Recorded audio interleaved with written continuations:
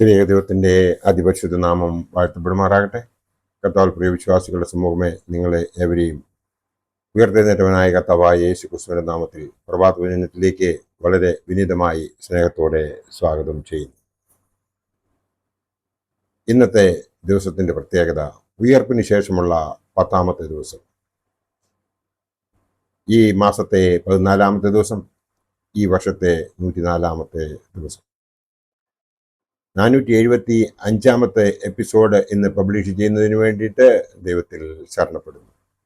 ഇന്നത്തെ ധ്യാന വിഷയം വിശ്വാസ പകർച്ച. ഇന്നത്തെ ധ്യാന വിഷയം എന്ന് പറയുന്നത് വിശ്വാസ പകർച്ച.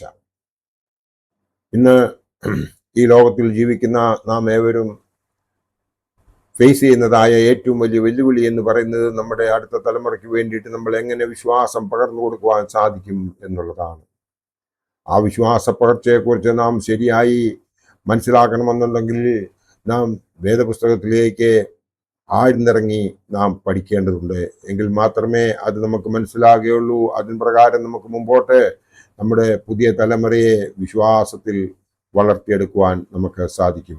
അങ്ങനെ നാം ഓരോരുത്തരും അതിനു വേണ്ടിയിട്ട് ശ്രമിക്കുന്നില്ല എങ്കിൽ അടുത്ത തലമുറയുടെ വിശ്വാസം ഏത് നിലയിലുള്ളതായിരിക്കുമെന്നുള്ള ഒരു വലിയ ചോദ്യചിഹ്നത്തിൽ മുമ്പിലാണ് നാം ഓരോരുത്തരും നിൽക്കുന്നത്.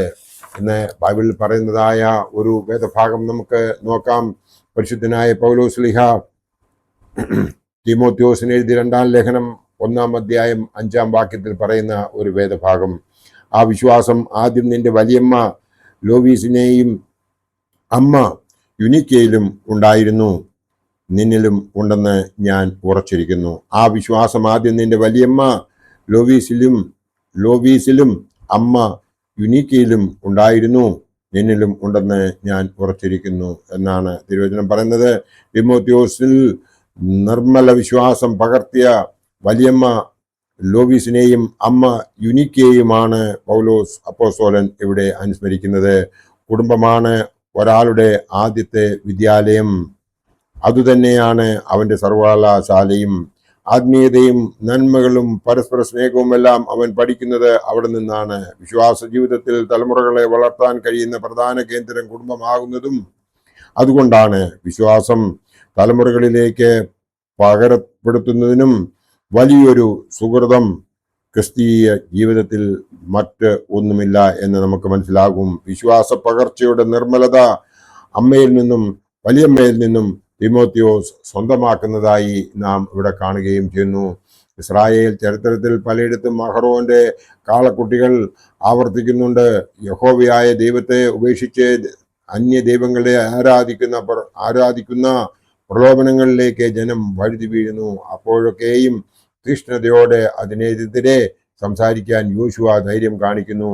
മോശയോടൊപ്പം സമാഗമന കൂടാരം വിട്ടുപിരിയാതെ ഇരുന്ന യോശുവ തന്നെയും തൻ്റെ കുടുംബത്തെയും മുഴുവനായും ദൈവാരാധനയ്ക്ക് സമർപ്പിച്ചിരിക്കുന്ന വ്യക്തിയാണ്. യഥാർത്ഥമായ വിശ്വാസ പകർച്ചയുടെ മാതൃകാ കുടുംബമാണ് യോശുവയുടേത്. പിതാക്കന്മാരെ ദൈവം ഇന്നലകളിൽ നടത്തിയ വിധികളെ യോശുവ ഇസ്രായേൽ ജനങ്ങളോട് പ്രഘോഷിക്കുന്നു. പൂർണ്ണ വിശ്വസ്തയോടും പരമാർത്ഥതയോടും കൂടി മാത്രമേ യഹോവയെ ആരാധിക്കാവൂ എന്നാണ് ദൈവിക കൽപ്പന. യോശുവ ജനത്തെ അത് ഓർമ്മിപ്പിക്കുകയും ചെയ്യുന്നതായി നമുക്ക് ആ വേദഭാഗം വായിക്കുമ്പോൾ മനസ്സിലാകും. ദൈവിക ആരാധനയ്ക്ക് ഭവനം വേദിയായ പശ്ചാത്തലമുള്ളത് കൊണ്ടാണ് ഞാനും എൻ്റെ കുടുംബവുമോ ഞങ്ങൾ യഹോവയെ സേവിക്കുമെന്ന് പറയുവാൻ യോശുവയ്ക്ക് കഴിഞ്ഞത്.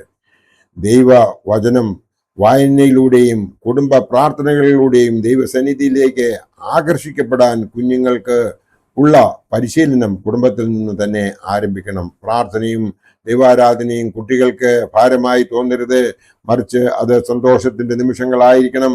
കുടുംബ പ്രാർത്ഥനകളിലൂടെ കുടുംബങ്ങൾ തമ്മിലുള്ള ഇഴയ അടുപ്പവും വർദ്ധിപ്പിക്കണം. പ്രഘോഷിക്കുകയും പ്രാർത്ഥിക്കുകയും ചെയ്യുന്ന കാര്യങ്ങൾ തമ്മിലുള്ള അന്തരമില്ലായ്മ ആവണം കുട്ടികൾക്ക് കുടുംബ പ്രാർത്ഥന കൃത്യത ഇല്ലാത്ത അനുഭവമാക്കി മാറ്റുന്നത്. കുടുംബങ്ങളിൽ നിന്ന് മാതാപിതാക്കളിൽ നിന്ന് ലഭിക്കുന്ന ക്രിസ്തീയ വിശ്വാസം ആത്മീയ പരിപോഷണത്തിനും നേരിന്റെ പാതയിൽ കുഞ്ഞുങ്ങളെ വഴി നടത്തുന്നതിനും ഇടയാക്കുമെന്ന് നമുക്ക് അറിയാം. കുടുംബത്തിൽ നിന്ന് പകർന്നു കിട്ടുന്ന ആത്മീയതയുടെ ഈ പാഠമാണ് പിൽക്കാലത്ത് നേരിടേണ്ടി വരുന്ന പല പ്രതിസന്ധികളെയും വെല്ലുവിളികളെയും അതിജീവിക്കുവാൻ അവർക്ക് കരുത്തായി മാറുന്നത്. ആഴത്തിൽ വേരുകളുള്ള മരം ഏത് കാറ്റിനെയും പ്രതിരോധിക്കും എന്നതുപോലെയാണ് ആഴപ്പെട്ട ആത്മീയത ഏതു തരം വെല്ലുവിളികളെയും നേരിടാൻ നമ്മെ സജ്ജമാക്കുന്നതും. എൻ്റെ കുട്ടിക്കാലം ഞാൻ ഓർമ്മിക്കുന്നു. ദൈവീക അനുഭവത്തിലേക്ക്, പ്രാർത്ഥനകളുടെ പൊരുളുകളിലേക്ക്, ദൈവീക സാന്നിധ്യത്തിൻ്റെ അവബോധത്തിലേക്ക് ഒക്കെ വളരാനും ഏറ്റവും ഒടുവിൽ ഒരു നല്ല വിശ്വാസിയായി തീരുവാനും കാരണമായത് എൻ്റെ കുടുംബം തന്നെയാണ്. കുടുംബ പ്രാർത്ഥന അതിന് വലിയ ഒരു നട്ടല്ലായി മാറി എന്നത് എനിക്ക് തന്നെ അറിയാം. എനിക്ക് കിട്ടിയ പ്രാർത്ഥനയുടെ വെളിച്ചമായിരുന്നു ഞാൻ ഒരു നല്ല വിശ്വാസി ആകുന്നതിന് വേണ്ടിയിട്ട് എന്നെ വഴിതെളിച്ചത്. അതെന്നെ വഴി നടത്തിയതും ഇരുട്ടിലും വെളിച്ചത്തിലും എന്നെ അത് കാണിച്ചു തരികയും ചെയ്തു.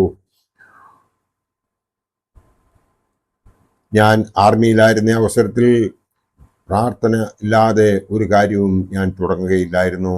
അതിനുശേഷം ടാറ്റ മോട്ടോർ വെയർഹൗസ് കയറിയപ്പോഴും അങ്ങനെ തന്നെ ഏത് കാര്യവും പ്രാർത്ഥനയോടുകൂടി ആരംഭിക്കുകയും ഞാൻ എവിടെയൊക്കെ ഏത് കാര്യങ്ങൾ ആരംഭിച്ചുവോ അതൊക്കെയും വളരെ സക്സസ് ആയിട്ട് കംപ്ലീറ്റ് ചെയ്യുവാനും സാധിക്കുകയും അങ്ങനെ 19 വർഷം ആർമിയിലും 17 വർഷം ടാറ്റ മോട്ടോറിലും സർവീസ് ചെയ്ത് എൻ്റെ ഈ ജീവിതകാലത്തിൽ 36 വർഷം എനിക്ക് വളരെ സന്തോഷപ്രദമായി ആത്മീയമായി എൻ്റെ സർവീസ് എനിക്ക് കംപ്ലീറ്റ് ചെയ്യുവാൻ സാധിച്ചു എന്ന് മാത്രമല്ല അതോടൊപ്പം തന്നെ ദൈവാശ്രയത്തിൽ ജീവിക്കുവാനും എനിക്ക് സാധിച്ചു.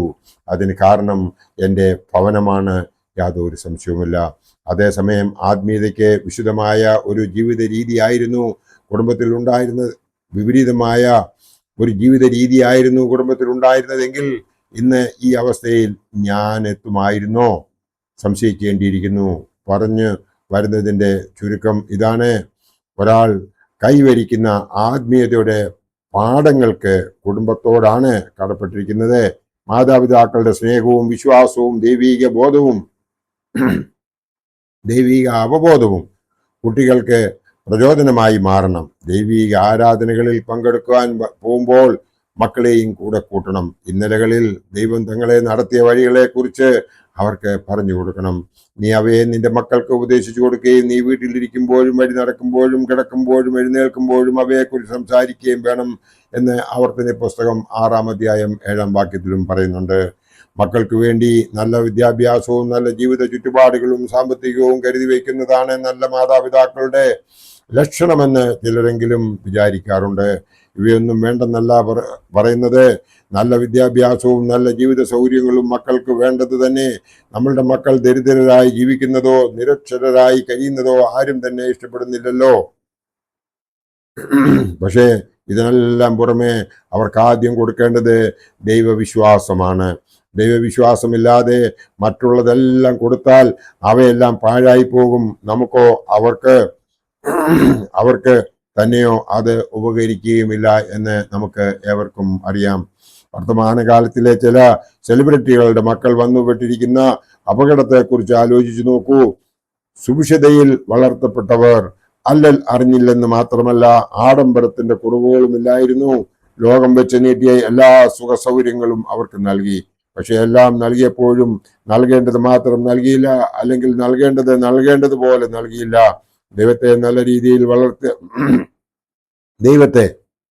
അതായത് നല്ല രീതിയിൽ വളർത്തപ്പെടുന്നവരാണ് മക്കളെങ്കിൽ അവരൊരിക്കലും വഴിതെറ്റിപ്പോവുകയില്ല.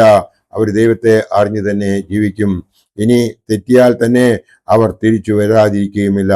അതുകൊണ്ട് നമ്മുടെ മക്കൾക്ക് ആദ്യം ദൈവത്തെ നൽകാം. ദൈവത്തെ നൽകി കഴിയുമ്പോൾ ബാക്കിയുള്ളതെല്ലാം അവരുടെ കൂടെ കൂട്ടിച്ചേർക്കപ്പെട്ടുകൊള്ളും. ചിന്തയിലും പ്രവൃത്തിയിലും വിശുദ്ധിയുള്ള മാതാപിതാക്കൾക്ക് മക്കളെയും വിശുദ്ധിയിൽ വളർത്തുവാൻ കഴിയുകയുള്ളൂ. മക്കൾ നല്ലവരാകണോ? അവരെ വിശുദ്ധിയിൽ വളർത്താൻ ശ്രമിക്കൂ. അതിന് ആദ്യം നമുക്ക് തന്നെ വിശുദ്ധർ ആകുകയും ചെയ്യാം. അങ്ങനെ നാം സ്വയം വിശുദ്ധരായി മുമ്പോട്ട് മാതൃകയായി കാണിക്കുമ്പോഴാണ് നമ്മളുടെ കുഞ്ഞുങ്ങൾ നമ്മളുടെ മാതൃക കണ്ട് അവരും അത് സ്വീകരിക്കുന്നത്. അതിനായിട്ട് ദൈവം നമ്മളെ എല്ലാവരെയും അനുഗ്രഹിക്കട്ടെ. വിശ്വാസ പകർച്ച നമ്മളുടെ അടുത്ത തലമുറയ്ക്ക് പകർന്നുകൊണ്ട് നമുക്ക് മുമ്പോട്ട് ജീവിക്കാം. ദൈവം നമ്മളെ എല്ലാവരെയും അനുഗ്രഹിക്കും. എൻ്റെ വാക്കുകൾ ഇവിടെ ഉപസംഹരിക്കട്ടെ. നന്ദി, നമസ്കാരം.